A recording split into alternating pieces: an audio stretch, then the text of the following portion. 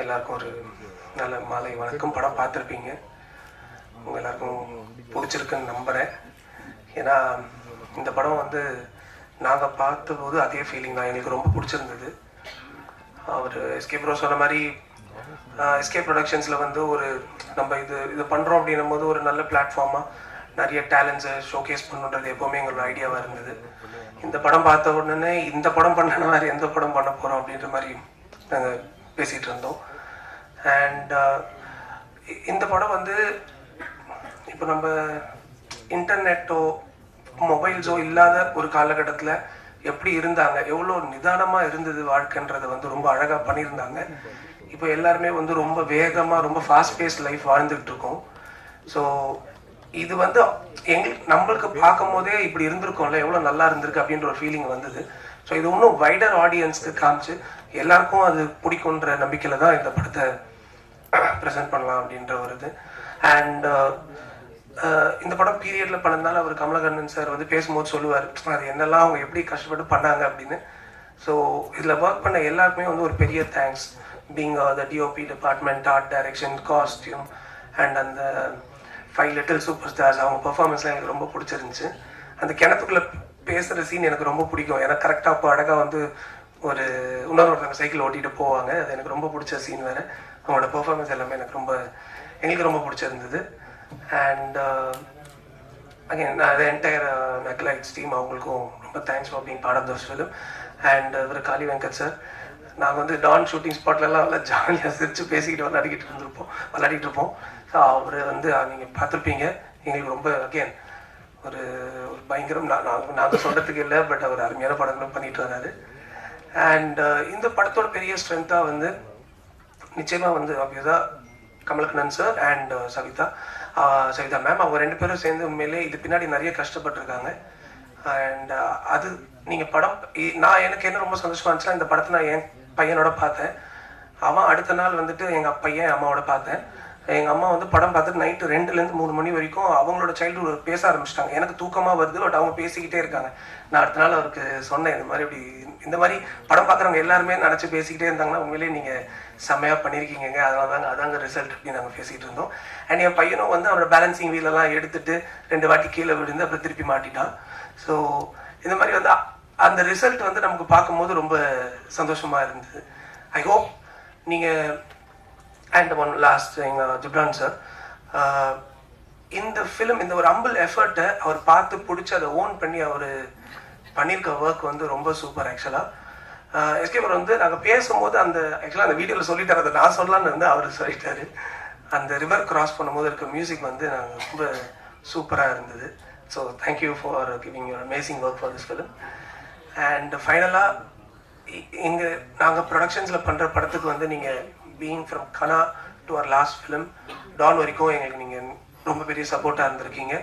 அதே மாதிரி இந்த படத்துக்கும் உங்களோட சப்போர்ட் எங்களுக்கு இருக்கும்னு நம்புகிறோம்.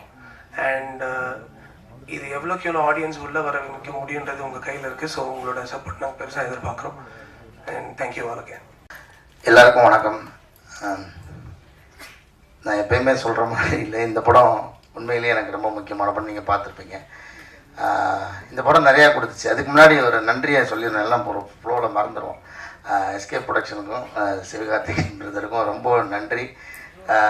எப்போ ஒரு சாதாரண ஒரு 10 ரூபாய்க்கு தண்ணி பாட்டில் வாங்கினா கூட என்ன லேபிள் விட்டுருக்குன்னு பார்ப்போம். அந்த மாதிரி உள்ளுக்குள்ளே இருக்கிற ப்ராடக்ட் வந்து எவ்வளோ ஸ்ட்ராங்காக இருந்தாலும் மேலே விட்டுருக்கிற லேபிள் ரொம்ப முக்கியம். அந்த வகையில் எஸ்கே ப்ரொடக்ஷனில் ரிலீஸ் ஆகிறது எங்களுக்கு ரொம்ப பெருமையாக இருக்குது, எங்கள் டீமுக்கு நான் நம்புகிறேன். இந்த படம் எனக்கு என்னோட வாழ்க்கையிலே ரொம்ப நெருக்கமான நிறைய விஷயங்களை வந்து தச்சு விட்டுருச்சு. நான் தான் ஃபஸ்ட் டைம் அவர் கமலஹாசன் சார், அவருக்கும் நன்றி சொல்லிடுறேன், அப்புறம் நன்றி சொல்ல வந்துருப்பார். இந்த படத்தில் வாய்ப்பு கொடுத்ததுக்கு நன்றி ஐயா. ஒரு நாள் ஒரு காஃபி ஷாப்பில் அந்த கோவிடுக்கு அப்புறமா மீட் பண்ணலாம், ஒரு கதை ஒன்று இருக்குது நான் சொல்கிறேன் அப்படின்னு சொல்லி சொன்னார். அதுக்கு முன்னாடி அவர் எங்கள் ஷெட்டில் ஆடும்போது பார்ப்போம், அவ்வளோதான். அப்போ அந்த கதை சொன்னோன்னே எனக்கு இது பயங்கரமாக உள்ளுக்குள்ளே ஏதோ ஒன்று நம்மளை வச்சு தச்சுக்கிட்டே இருக்குது, என்னை உள்ளே சேர்த்து வச்சுக்கிட்டே இருக்குது. அதில் ஒரு இன்சிடென்ட் இருக்குது, நான் அது பின்னாடி வரும்போது சொல்கிறேன். அப்புறம் இதுலேருந்து குரங்கு படல் வந்து கோவா ஃபெஸ்டிவலில் வந்து ஸ்க்ரீனில் செலக்ட் ஆகி அங்கே வந்து ஸ்க்ரீன் பண்ணப்போ ஒரு பயங்கரமான அப்ரிசியேஷன் கிடச்சி. அப்புறம் ஒரு ப்ரெஸ் மீட்டு, அது மறக்க முடியாது. நம்ம ஊரில் தான் வந்து இப்படி பேசியிருக்கோன்னா, நான் அங்கே நமக்கு வந்து வட இந்தியா அவங்களுக்கு வந்து தென்னிந்தியா அப்படி தான் இருக்குது. தனித்தனியாக இப்போ நம்ம வடக்குனாவே ஹிந்தின்னு தான் நினச்சிட்டு இருக்கோம். அப்போது நாங்கள் ஒரு 5 பேர் அந்த ப்ரெஸ் கிளப்லேருந்து எல்லோரும் உட்காந்துருக்கும்போது ஒன்று ஹிந்தியில் பேசுங்க இல்லை இங்கிலீஷில் பேசுங்கன்னு சொல்லி அந்த விரிவுரையாளர் எப்படி சொல்கிறதுன்னு தெரியல, அவங்க வந்து சொல்கிறாங்க, ஹோஸ்ட் பண்ணுறாங்க. அப்போ ஒருத்தர் சொல்கிறாரு, ரெண்டுலேயுமே பேச மாட்டேன், நான் மராத்தியில் தான் பேசுவேன்றாரு. இப்படி சொல்லுவீங்களா அப்படின்ட்டு அவர் உண்மையிலே கடைசியில் அவரோட படத்தை பற்றி மராத்தியில் தான் பேசினார். அதுக்கப்புறம் நான் தப்பிச்சுக்கிட்டேன். ஓகே, நமக்கு ரெண்டுமே வராது, அப்போ நான் தமிழில் தான் பேசுவேன். நான் சொன்னேன், எல்லாரும் அவங்கள கைத்துட்டாங்க. ஸோ இப்போ எல்லா இடத்துலையும் இருக்குன்னு நினைக்கிறேன். நம்ம தான் வடக்கு இருக்குன்னு நினச்சிட்டு இருக்கோம். ஆனால் உள்ளுக்குள்ளே அந்த ஒரு தனியாக அவங்களுக்கு இருக்கிற மொழி மேலே அவங்களுக்கு ஒரு அந்த பிடிப்பு இருக்க தான் செய்யுது. ஸோ அதை நான் அங்கே பார்த்தேன். அப்புறம் ரெட் கார்பெட்டில் நடந்து போகும்போது இது முடிஞ்சோடனே திருப்பி அடுத்த டீம் வந்து கிடா வந்தது. நான் அப்படி போனேன், இல்லை உங்களுக்கு முடிஞ்சிச்சு போங்க, நீங்கள் அவ்வளோதான் முடிஞ்சிச்சு. அந்த அவங்க அந்த ஹோஸ்ட் சொன்னாங்க, இல்லை நான் இந்த படத்துலையும் நடிச்சிருக்கேன் அப்படி. அங்கே ஒரு கன்ஃபியூஷன் ஆயிடுச்சு. ஆக்சுவலாக அந்த ஜூரிஸ்லாம் கூப்பிட்டு பாராட்டினாங்க, அதாவது நல்ல படங்களாக தேர்ந்தெடுத்துருக்கீங்க அப்படின்னு. ஆனால் உண்மையிலே சொல்ல போனால் நானாக இதை தேடி இது இப்படி எனக்கு இப்படி பிடிக்கணும், அந்த இடத்துல இப்படி ஒரு பண்ணி அப்படி காட்டிடணும் அப்படிலாம் நான் பண்ணல.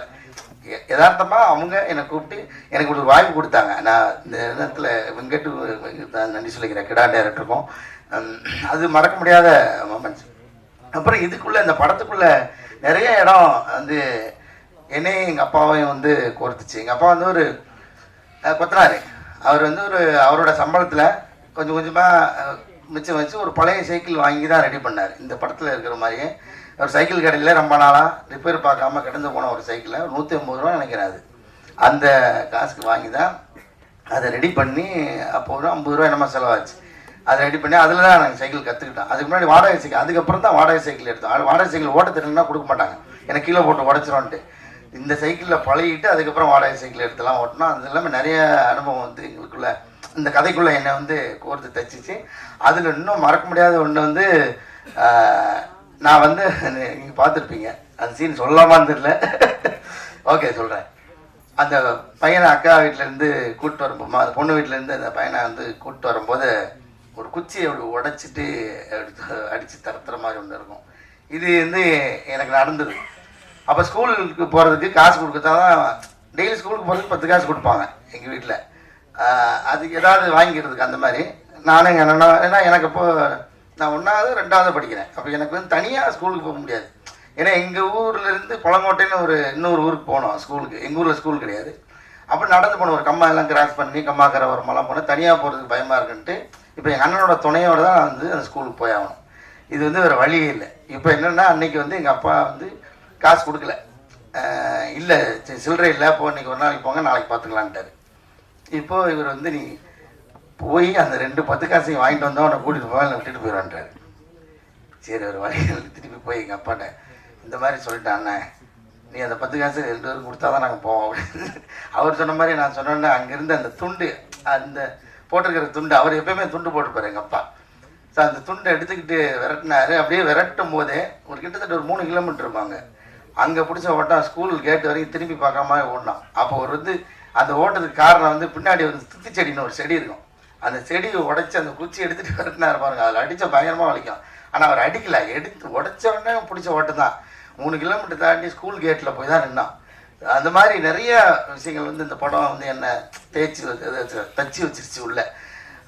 அப்படி தான் எங்கள் அப்பா வீட்டில் இருந்த ஒரு சின்ன சின்ன குணாதிசயங்கள்லாம் இதுலையும் தெரிஞ்சுருக்காங்க. அப்புறமா பார்த்தா எங்கள் அப்பா எனக்கு ஒரு டீனேஜ்லாம் வந்ததுக்கப்புறம் எங்கள் அப்பா ரொம்ப ஃப்ரெண்ட் ஆகிட்டார். ஃப்ரெண்டுனா பயங்கர ஜாலியான ஃப்ரெண்ட் ஆகிட்டார். அப்படியும் இவர் மாறிடுவார்னு நினைக்கிறேன். கடைசியில் அப்படி தான் மாறி இருப்பார். சைக்கிள் கற்றுக் கொடுக்குறாங்க. எனக்கு ரொம்ப முக்கியமான படம்.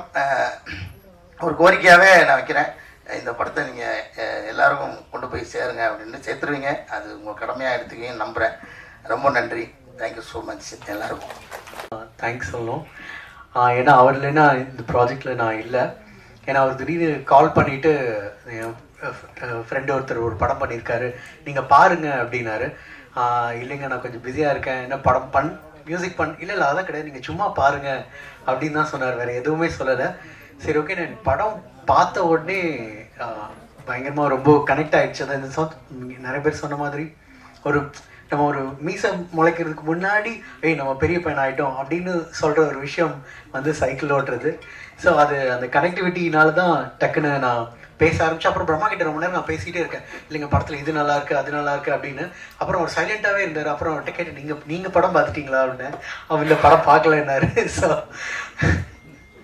பட் இப்போ பார்த்துட்டாரு. பட் ஆனால் இட்ஸ் ஒரு ரொம்ப ஒரு ஹாப்பியான ஒரு ஆக்சிடென்ட் ஆர் எப்படி வேணால் சொல்லலாம். பட் உள்ளே பண்ண ஏன்னா சில ப்ராஜெக்ட்ஸ் தான் நம்ம பண்ணும்பொழுது சில நேரம் ஒரு சீன் பண்ணுறோம் அப்படின்னா கரெக்டாக அந்த சீன்லேருந்து நெக்ஸ்ட் டே அந்த சீனில் உட்காடுறோங்கும் போது அந்த சீன்லேருந்து நம்ம ஆரம்பிப்போம்.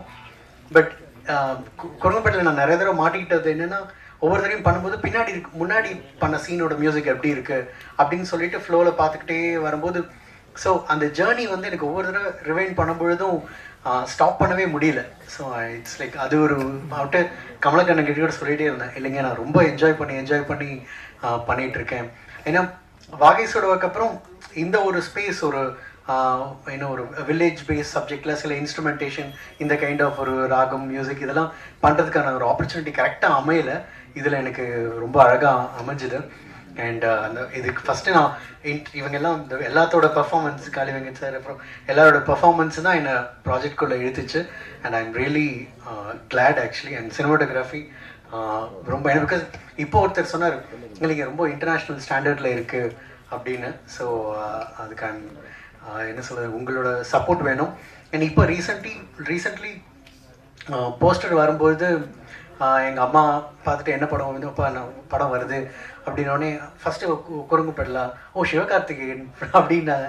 ஸோ அந்த ஒரு ஐடி வந்து ஒரு பெரிய ஒரு போனஸ், ஒரு பூஸ்ட் மாதிரி எங்களுக்கு. So I would like to thank Sivakarthikeyan bro also.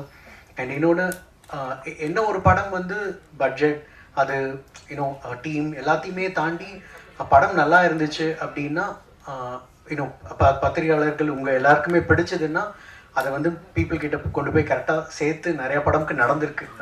அந்த மேஜிக் அந்த ஒரு நம்பிக்கை தான் எங்களோட ஒரு சின்ன ஒரு த்ரெட்டு. ஸோ உங்களோட சப்போர்ட் எங்களுக்கு வேணும். தேங்க்யூ. எந்த இதை பார்த்து வாங்கினார்? அவர் முழு படம் பார்த்துட்டு அவருக்கு ரொம்ப பிடிச்சது.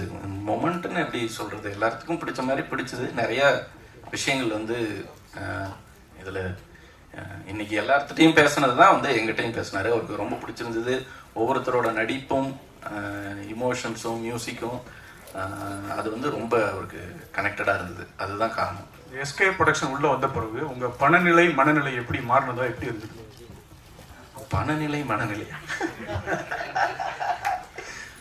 ஏன் நான் ஒரு சாதாரண டைரக்டரு, இவ்வளோ டெக்னிக்கலெல்லாம் கேட்டிங்கன்னா புரியல எனக்கு.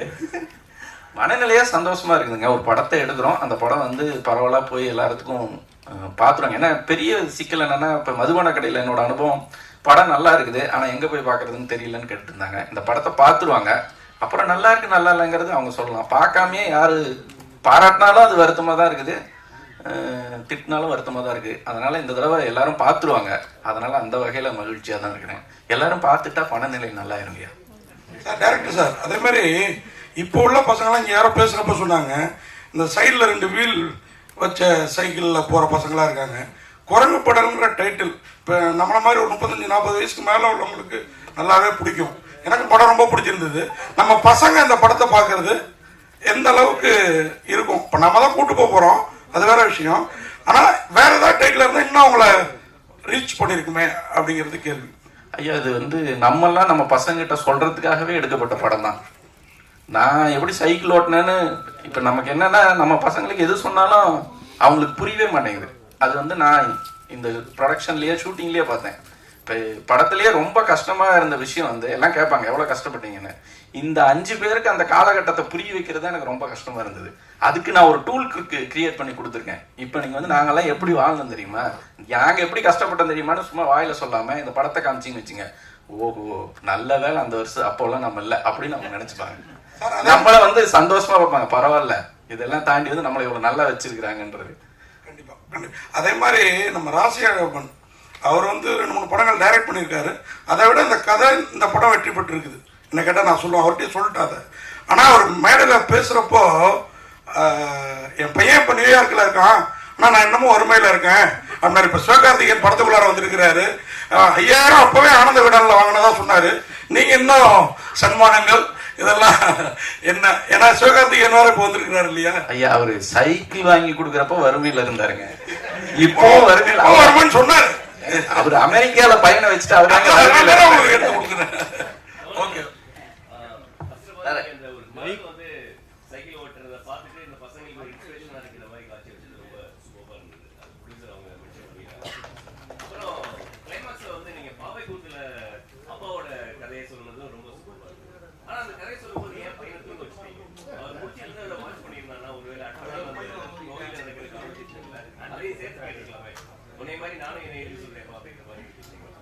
அது ஆக்சுவலா அந்த கதையை வந்து கேட்டிருந்தான்னு வச்சுங்களேன், செகண்ட் ஹாஃப் இருக்கு இல்லைங்களா, அந்த கதை அங்கேயே முடிஞ்சிருக்கும். அதுக்கப்புறம் ஒரு டிராவல் இருக்குல்ல, அந்த இதுக்கு வந்து அவன் தெரியாம இருக்கிறது தான் கரெக்டா இருந்தது. அதனாலதான்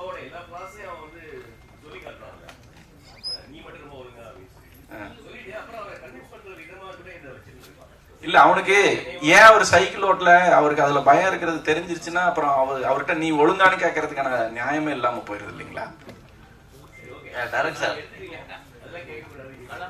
இல்ல நம்ம வந்து நம்ம அப்பாவை பத்தி எல்லாம் எப்ப நம்ம புரிஞ்சுக்கிறோம்னா நம்ம அப்பா ஆகிறப்பதான்.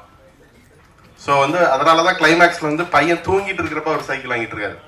அவன் கனவுல நினைச்சிட்டு இருக்கிறான் சைக்கிளை, பொம்மை சைக்கிள் வச்சுக்கிட்டு, அவர் நிஜத்துல வாங்கிட்டுறாரு. இதுதான் எல்லா அப்பாவும் பசங்களுக்கு செய்யறாங்க. அதனாலதான் அந்த டிராவல் அப்படி வந்திருக்குது ஸ்கிரிப்ட்ல. அப்படிதான் நான் கன்சியூவ் பண்ணிக்கிட்டேன் படத்தை. டைரக்ட் இங்க படம் வந்து யதார்த்தமா இன்னைக்கு காலகட்டங்களில் எல்லாருமே பசங்க பார்க்கக்கூடிய படமா எடுத்துருக்கீங்க. பட் ஆனால் இது மக்கள்கிட்ட எப்படி கொண்டு போய் ரீச் பண்ண போறீங்க? ஏன்னா இதே மே 3 அரண்மனை 4 ரிலீஸ் ஆக போகுது. அதுக்கும் அதிகமான மக்கள் அதில் வந்து நட்சத்திர பட்டாளங்களா உள்ள வரதுனால நீங்க எப்படி இதை கொண்டு போய் மக்கள்கிட்ட சேர்க்க போறீங்க? எப்படி உள்ள வருவாங்க? ஏன்னா இன்னைக்கு படம் பார்க்கறதுக்கு ஒரு விஜய், அஜித் அந்த மாதிரி இருந்தாதான் உள்ள வருவோம் அப்படின்ற இதுதான் சுச்சுவேஷன் தான் போயிட்டு இருக்கு. ஏன்னா ரீ-ரிலீஸ் படங்கள் தான் இன்னைக்கு ஓடிட்டு இருக்கு தெரியும். இதை எப்படி நீங்க ரீச் பண்ணலாம்? ஐயா மஞ்சுமோல் பாய்ஸ்ல யாருங்க நடிச்சாங்க? பிரேமலு நமக்கு யாரு தெரியும்? காந்தாரா வந்தப்ப நமக்கு யாரை தெரியும்? அரண்மனை 4 வெற்றி பெற வாழ்த்துக்கள்ங்க. பெரிய மரங்கள் இருக்கிற இடத்துல சிறு செடிகளும் சின்ன சின்ன பூச்செடிகளும் இருக்குதான் செய்யும். நான் வந்து அந்த மாதிரி பூச்செடி மாதிரி வந்திருக்கோம். கண்டிப்பா நீங்க எல்லாம் இருக்கிற நம்பிக்கையில தான் வந்திருக்கோம். கரெக்டா சொல்லணும்னா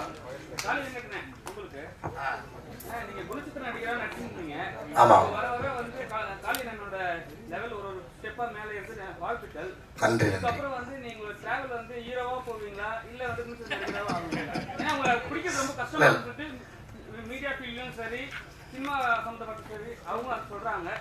இல்லை பிடிக்கிறது கஷ்டமானலாம் இல்லை. எனக்கு ஷூட்டிங்ல டைம்ல மீடியா சந்திச்சு யாரும் இன்டர்வியூ கொடுத்துட்டு தான் இருக்கேன். இல்லை இல்லை இல்லை நான் அதனால தான் இன்டர்வியூ கொடுத்தீங்களே. இல்லை இல்லை அதான் ஐயா கிட்ட சொல்லிட்டு நான் அந்த ப்ரெஸ் மீட்டுக்கு கண்டிப்பாக நான் வர்றேன், ரொம்ப நாள் ஆச்சு எல்லாரும் மீட் பண்ணிட்டு நான் வரேன்னு சொல்லிட்டு தான் வந்தேன். ஹீரோ இப்போ நீங்கள் பார்த்தீங்கல்ல, இதில் என்ன ஹீரோ மாதிரியா தெரியுது என்ன பார்த்தா? ஐயோ அப்படிலாம் இல்லை. இது அந்த கதாபாத்திரம் என்ன சொல்லுதோ, டைரக்டர் என்ன சொல்கிறாரோ அதை பண்ணுறது தான். அந்த அந்த கதாபாத்திரோட அந்த அந்த நீளம் அளவு இருக்கு இல்லையா, அது ஒருவேளை பெருசாக இருக்கலாம், அவ்வளோதான். மற்றபடி எனக்கு அந்த ஸ்டார் அப்படின்ற நம்பிக்கை எனக்கு இல்லை. ரொம்ப நன்றி. Last question. பிரம்மா சார், நீங்க தமிழ் சினிமால குழந்தைகளுக்கான படமே வரதில்லை, நம்ம வேற மாதிரி எடுக்கும் அப்படிங்காங்க. நம்ம தமிழ்ல வந்து ரொம்ப கொண்டாடுற படம் வந்து அஞ்சலி. அது உங்க பார்வையில குழந்தைகளுக்கான படமா இல்லையா? இல்லையே சார். என்ன காரணம் சொல்லு? அது குழந்தைங்களுக்கான படம் சொல்ல முடியாது. குழந்தைங்களை பத்தின படம், நம்ம அடல்ட்ஸாகவும் நிறைய பேர் என்ஜாய் பண்ணாங்க. அதில் என்னன்னா நிறைய குழந்தைகள் இருந்தனால அந்த குழந்தைங்களோட குழந்தைங்களா பார்த்து என்ஜாய் பண்ணுறதுக்கு நிறைய குழந்தைங்களா நம்ம இருந்தோம் அப்போ அந்த டைமில். அப்போ போய் பார்த்தோம். ஆனால் குழந்தைகள் பார்த்து என்ஜாய் பண்ணுறதுக்கான படங்கள் ஏகப்பட்ட படங்கள் இருக்கு. அதாவது தமிழில் இல்லாத மற்ற மொழிகளில் இப்போ அனிமேஷன் மூவிஸாக மட்டும் இல்லாமல் ரியல் கேரக்டர்ஸை வச்சு நடிக்கக்கூடிய படங்கள்லாம் ரொம்ப நிறைய நல்ல நல்ல படங்கள் இருக்கு. லிட்டில் மிஸ் சன்ஷைன் ஒரு ஃபிலிம் இருக்கு. அதாவது நீ எதுவாக இருந்தாலும் சரி, உன்னுடைய தகுதி என்னவா இருந்தாலும் சரி, பார்ட்டிசிபேஷன் முக்கியன்றதை பற்றின ஒரு படம் அது. ஸோ இது மாதிரி நிறைய படங்கள் மற்ற மொழிகளில் நிறைய வந்துகிட்டு இருக்கு, நம்ம மொழிகளையும் வரணும் அப்படிங்கிறத நோக்கம். அதனால இந்த வித்தியாசத்தை நம்ம புரிஞ்சுக்க வேண்டிய தேவை இருக்கு. குழந்தைகளுக்கான படம்னு ஒன்று இருக்கு, குழந்தைகளை பற்றிய படங்கள்னு ஒன்று இருக்கு. அதனால நம்ம குழந்தைகளுக்கான படங்கள் நம்ம நிறைய கொடுக்குறது. இன்னும் சொல்ல போகலாம், அது ஒரு தேவையா இருக்கிறது மட்டும் இல்லை, கமர்ஷியலாக அதுக்கான ஒரு பெரிய பொட்டன்ஷியலும் இருக்குது. அது நம்ம எல்லாருமே புரிஞ்சுக்கிட்டு இருக்கு. ஏன்னா குழந்தைங்க அவ்வளோ பெரிய மார்க்கெட் இந்த ப்ராடக்ட் இல்லை, எல்லா ப்ராடக்ட்டுக்கும். அப்படி ஒரு கமாடிட்டியாக பார்த்தாலுமே கூட அதுக்கு ஒரு பெரிய மார்க்கெட் இருக்கு. அந்த வகையிலேயே நம்ம நிறைய குழந்தைகளுக்கான படங்கள் பண்ணணும் அப்படிங்கிறது என்னோட தாழ்மையான கருத்து. டேரக்டர் சார், அது கொங்கு தமிழன் இந்த படத்துக்கு, ஏன்னா ராசியப்பன் கதையில கொங்கு தமிழா எனக்கு தெரியல, ஏன் தேர்ந்தெடுத்தீங்க? ரொம்ப நல்லா இருந்தது. ஆனா அந்த எச்சாங்கிறது எக்ஸ்ட்ராங்கிற மீனிங் புரியாது. இப்போ நாங்க படிச்சா எனக்கு கொஞ்சம் புரியும்னு வச்சுக்கோங்களேன். அந்த மாதிரி வார்த்தைகளுக்கு இன்னும் கொஞ்சம் தெளிவா இருந்திருந்தா இன்னும் நல்லா ரீச் ஆகுமே. ஆனா கொங்கு தமிழ் பிரமாதமா இருக்குது, அந்த நெசவு அதெல்லாம் ரொம்ப நல்லா இருக்குது. ஏன் அந்த இடத்த தேர்ந்தெடுத்தீங்க? கதைக்கலாம் தான் அது நான் பிறந்து வளர்ந்த ஏரியா, எனக்கு கொஞ்சம் ஈஸியா இருந்தது. அதை நீங்க ஏற்கனவே ரசிச்சு இருந்ததுனால அது ஒர்க் ஆகும்னு சொல்லி தான் எடுத்தேன்.